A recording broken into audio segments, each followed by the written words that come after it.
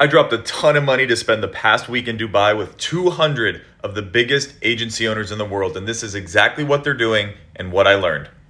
First up, we got Big Mo. If you think you're doing a lot of outreach, guess again. This guy is making 1.2 million cold calls every single day and has built an engine of outreach. If you own a local business in the United States, chances are this guy's going to call you this week.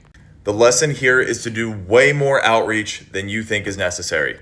Sean from GenFlow was awesome. He basically said, don't have a niche. We're all marketers. We can all make shit happen. Work with brands that you actually want to work with. And the best way for you to do that is with something called hot outreach. Stop blasting a ton of cold emails. Stop spending a ton of money on ads. Instead, if you notice that the founder was recently on a podcast, you could say, hey, I loved your podcast. I think you could have done a much better intro. In fact, I've included a Google Doc with 5 intros for your next podcast. Here you go. It's much, much better to do this, provide them with value, rather than to say, hey, is it cool if I send you over my 5 intros? Just do it. Just send it to them. Provide them value and expect nothing in return. And I guarantee you, if you do that week over week, you have a much, much higher chance of getting them to notice you and inevitably getting them to book a call.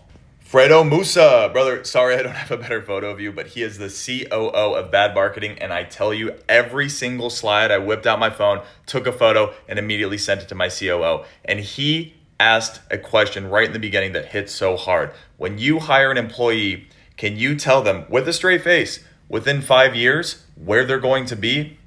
If not, that's a problem. A lot of agencies keep employees for the sake of keeping employees. And I'm agencies. I've made that mistake. I've kept people on way longer than I should. But at the end of the day, we're running a business here, not a charity. And your employees should be tied to measurable impact, not time. Stop tracking your employee time. Track what they're actually doing and how they're making a difference in your clients' lives.